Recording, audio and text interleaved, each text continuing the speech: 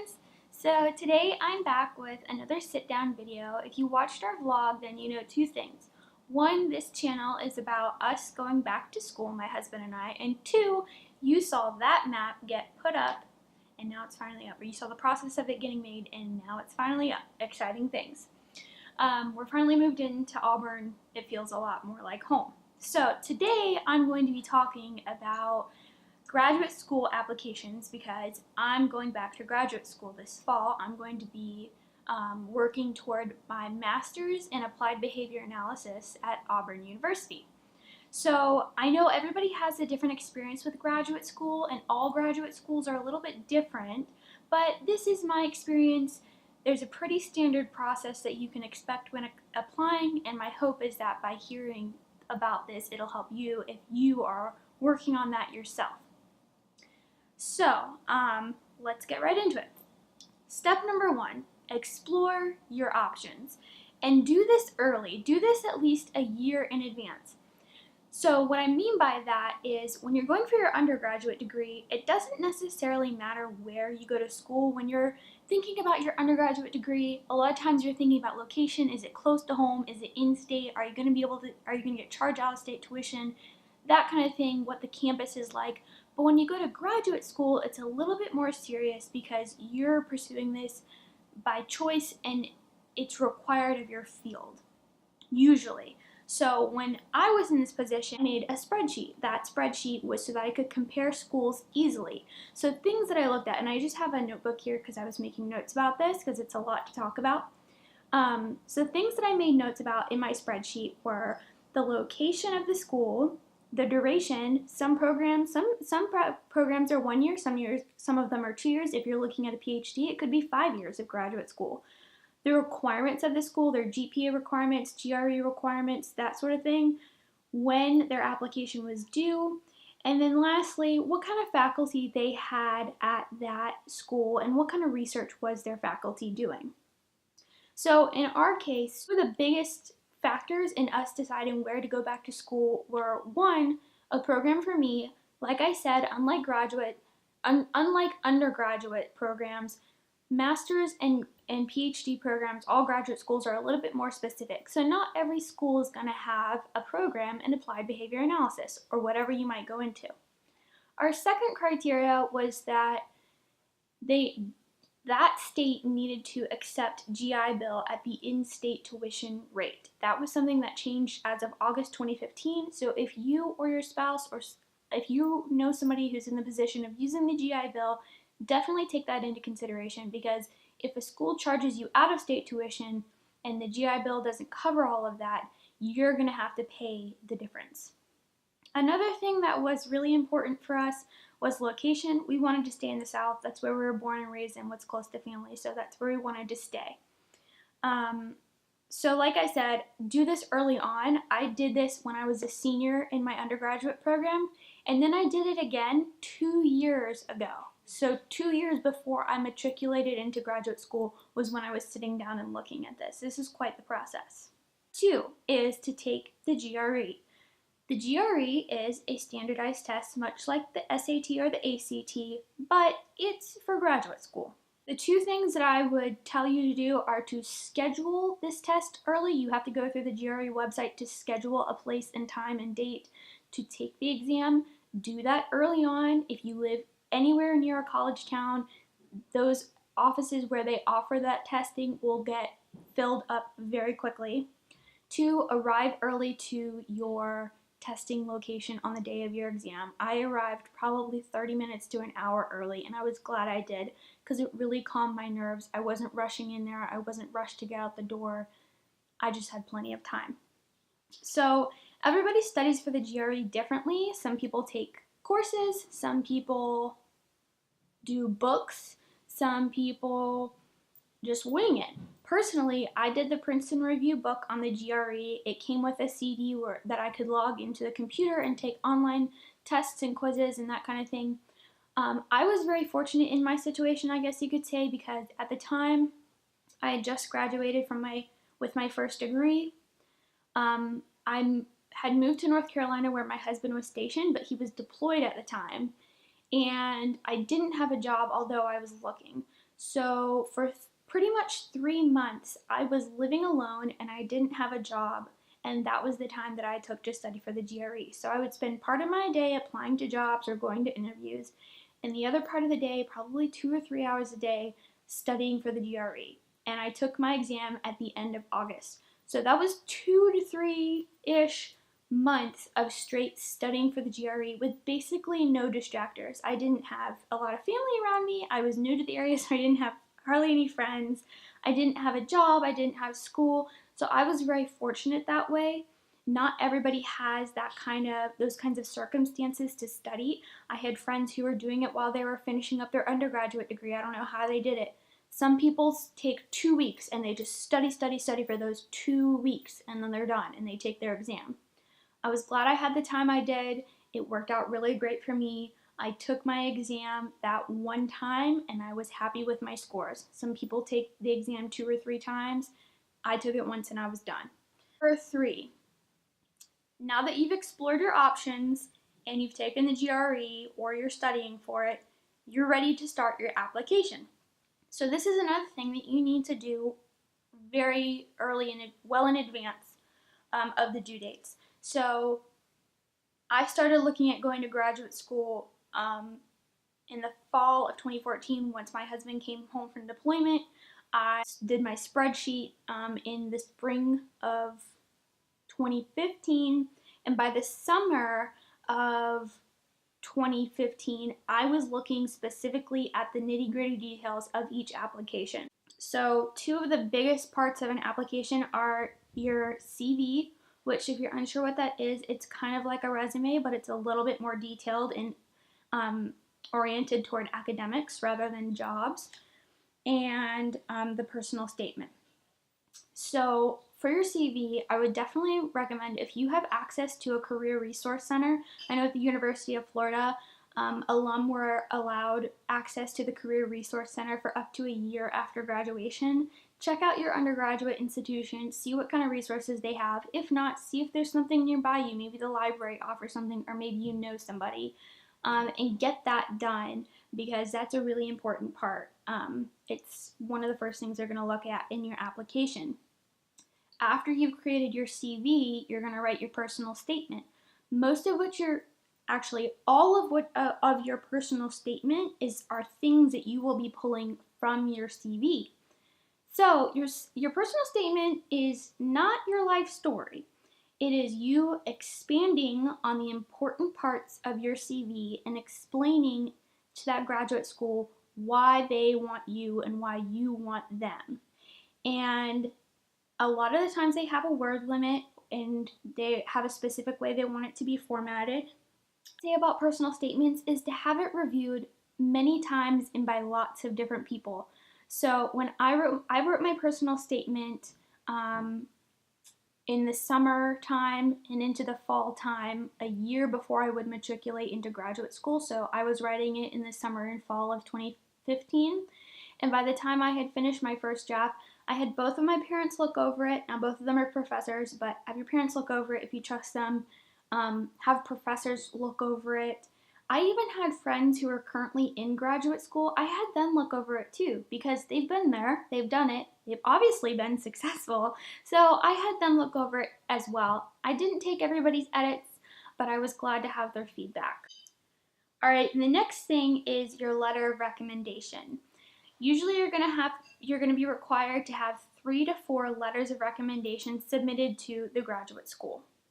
Letters of recommendations are basically other professionals within the field vouching for you, telling that admissions board that you as a person can be one of them. You can be a professional. You're going to be worth all the time and effort that's going to be spent on you in a graduate school. This person needs to know you pretty well as a student. It's not going to be some random person from a gen ed class you took in your first year of college. It's not who it's going to be. It's going to be professors that know you well, maybe who you've done some research under, supervisors who you've worked for a period of time, that kind of thing. You need to ask that person early. You need to give them plenty of time understand that they have jobs and lives and families as well, and that they're doing this for you, and that you need to allow them proper time to be able to write a good letter of rec for you. So I gave all of my letter of recommendation writers probably 5 to 6 months to write theirs. So ask early and ask multiple people. On a lot of applications, they might only ask you to submit 3 letters of rec, but I definitely asked 4 people. It was always nice to know that I had a 4th person in case somebody fell through or took too long or missed the deadline or whatever. Majority of the time these days, when you're sending a letter of rec, it's going to be electronically through the application website. It's going to be a prompt sent to that person's email. Most people are pretty familiar with it, but if that's not the case, or if your letter of rec writer does not want to do that, give them the option of sending something by the mail. And when you do that, give them an addressed envelope with a stamp on it so that to make their lives easier since they are doing something for you. In addition to this, you might also provide that person with a copy of your CV and or your personal statement so that they know what you're trying to highlight about your past that you think is going to give you an edge in this application process. Lastly, give those people a deadline. You have a deadline and they need a deadline too. If you give them forever, they will take forever. So my application, I'll give an example. One of my applications was due February 1st. When I asked people to write letters of recommendation for me back in August, I told them, the application is not due until February 1st, but I plan to submit my application no later than January 1st. That way they know you're trying to stay ahead of the game and they'll stay ahead of the game as well. Alright, lastly, step number 5 is going to be submitting and waiting. So sometimes you might hear back from a graduate school immediately. When I applied to Auburn University, I hit submit on February 1st, and by February 2nd, I had an email in my inbox telling me I was invited to interviews. Other places take a little bit longer. They might take 2 weeks, 3 weeks, 4 weeks, months to get back to you on whether or not you were accepted. It can be really stressful to wait. A lot of times the longer that you're waiting to hear back, it might mean that you weren't accepted. You can do in the meantime while you're waiting to hear back from that graduate school is to write a thank you note to the person or people that wrote you letters of recommendation. Whether you get into the graduate school or don't get into the graduate school or decide to go to one school over another or not, write out that person a thank you note and let them know that you genuinely appreciate the time that they took out of their day to support you in achieving your goals. That's really important, and they're probably going to be a professional contact that you're going to want to maintain for the rest of your professional career. Lastly, be informed and inform. So after you get your decision, your things can happen. Either you'll be accepted right away or you'll be rejected right away. If you are accepted right away, and maybe you're not sure, you're going between one school and another, let the faculty know that you're trying to make that decision. That way they know where you stand on their graduate program, and they might give you a deadline. They might say, okay, we'll give you 3 days to decide whether or not you want to come here, and if you don't, we're going to let you go and pull somebody from our wait list. And also be informed. So if you haven't heard if they gave you a deadline and you hadn't heard anything by that deadline, then contact them and ask them. It's always better to know than to not know, and if they haven't made a decision yet, it shows them that you're still very interested in their program. A couple of last things that I wanted to mention, some really important notes. First is when I was applying to graduate school early on, I read this blog, and this is not my own idea, so I have to give credit to this blog, and I found it on Pinterest, and this blog post was titled Why I Got Into Graduate School and You Didn't. So I decided, oh, I have to read this. And in it, the girl who wrote the blog post said that her number one tip was making a contact early on. So this is what she recommended, and what I did was to email the professor and ask them questions. If you can't come up with questions, you don't want to go there badly enough. Because if you want to go somewhere badly enough and you can envision yourself at that school, in that program, with that faculty professor, you're going to have some questions to ask them. at the time I was living in North Carolina, I really couldn't go to Alabama and Auburn and tour the school. If I could have toured the school and possibly even made an appointment to sit down with that faculty advisor, I would have. I absolutely would have. But instead, all I could do was send an email with questions. That's exactly what I did. I got a great response. When it came to my interview, I felt comfortable. I felt like I had already touched base with the person I was interviewing with, and it made me feel better about my application, and especially my interview. It made everything feel more comfortable. You can also ask about fellowships. In my particular situation, the graduate school that I will be attending, the program specifically only accepts individuals if they're able to provide a fellowship. So that means that there's an agency in Alabama that is going to pay for my graduate school, and in return, I will spend 2 years immediately after I earn my degree working for that agency. And in addition, I get a monthly living stipend. And part of my contract is I'm not allowed to have another job outside of school. So basically, if they're going to pay for my school, they want me to treat that like my job. So I didn't know, it didn't really mention that. Sometimes it won't mention that on the application website because people aren't always certain that they're going to get funding for that sort of thing. But definitely ask about the opportunity for fellowships, graduate assistantships that are teaching or for research. Ask about that because you're going to want to know. Another note is call the graduate school when you're concerned. I know that when I sent my GRE scores to the school in the beginning of December, and you can check online and see when things have been received by the graduate school and linked to your name. I could see about 2 or 3 weeks before my application was due, I could see that it had been 6 weeks since I had ordered those scores to be sent, and they weren't showing up. So I was really concerned. So I called the graduate school. I called the person who was sort of the coordinator for our program. I told them my situation. The other thing, it was completely out of my control. If I order the scores to be sent in a timely manner, and there's some kind of mistake in where they were sent or matching them with my name, or the graduate school has a ton of applications and they're just taking a long time to match people's names, that's out of my control, but that's also why you should send them early. And I just told him my situation. He said, hey, if they haven't shown up a week after the deadline, then call me back. Otherwise, don't worry about it. We'll find them and we'll match them, even if it's a day after the deadline. So don't be afraid to call people and ask for help when you've done everything you can. Lastly, I just wanted to give a little bit of information about my personal experience with graduate school. So like I said, my husband and I had some pretty specific criteria as to where we both wanted to go to school. His applications were due in the fall, and he found out that he would be going to Auburn in the fall. So by the time my applications were due and I was getting answers as to whether or not I had been accepted, we already knew that he had been accepted. So it was kind of, at the time, it felt like a lot of pressure on me to make sure that I get in so that we could make this work. Teamwork makes the dream work, right?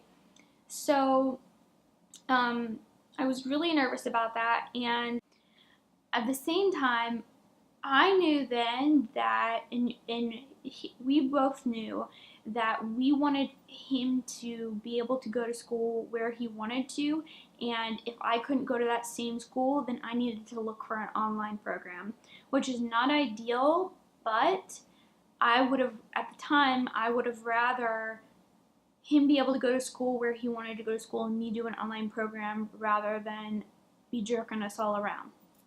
Basically, what I'm trying to say is, when I applied to graduate school, I applied to Auburn University and I applied to Texas A&M University's online program. I applied to Texas A&M after I applied to Auburn. I put a lot of hope into Auburn, and thank goodness it worked out and we're both going here. But if there was one thing that I could do differently about my application process, I would have applied to so many more schools, because when you're applying to graduate school, that's your next step in life. You know, apply to as many places as you can that you like and are willing to live and attend the program so that you can have all the opportunities. It's better to have a wealth of opportunity and to have to pare it down. It's better to tell a graduate program, hey, I'm sorry, thank you for the opportunity, but I'm going to go somewhere else. It's better to do that than to be scrambling at the last minute thinking, oh no, where am I going to go to school? Don't want to be in that boat. Now, I wasn't quite in that boat, but I wish that I had done that differently. Additionally, I got waitlisted. So I was told after I submitted my applications, I was invited to interviews, I did interviews. We were told that the following week was when we would get a response as to whether or not we had been accepted, and I didn't hear anything. So I contacted the professor, the director of the program, and I asked him, I said, hey, I hadn't heard anything, what's going on? And that was when he told me that I had been waitlisted, and I was heartbroken at the time, understandably so. I think the important thing to remember about being waitlisted, for anybody out there who's being waitlisted right now, is to remember that a waitlist response is not a no. It means that that graduate school really likes you and they really want you. They just don't have room for you. So that can be a lot to handle. It's a really hard thing to go through when you get waitlisted, especially when you get waitlisted from your top choice. You want to come away from that situation knowing that you put your best foot forward, and it's always an honor to get waitlisted. So after that, he told me I would find something out about a week after, and about a week after I did, I was really fortunate. He told me that I had been accepted, and it was really exciting, and I'm really grateful that my husband and I have this opportunity to go to school together at the same place. His schooling is being paid for by the GI Bill. My schooling is being paid for by a fellowship. We're extremely lucky, and at the same time, we worked our tails off for the last 2 years to get to this point. The takeaway message from this video, I think, should be get to work early on where you want to go with your education and your career so that hopefully you can be where you want to be and in a good place to continue your life. Hi everyone.